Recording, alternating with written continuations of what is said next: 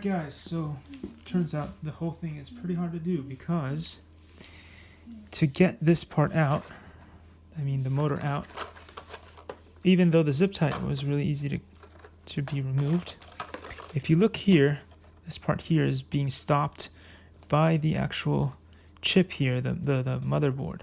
So before you can take this motor out, this thing gets stuck in there and you need to remove the whole motherboard. So I went ahead and removed the screws on that, and now it's going to be a tough time trying to get that out without breaking everything, but we'll give it a shot, or at least we'll try to lift it up enough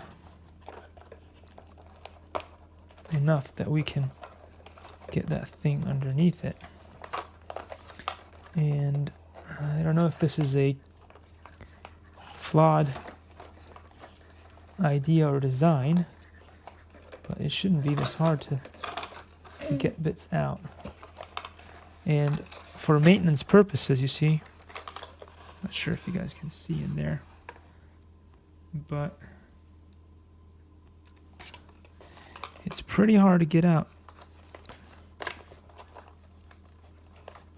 Alright, anyway, I will try to get this out without breaking it, but it may be impossible because it does feel like it's really snug, and I may have to widen the hole.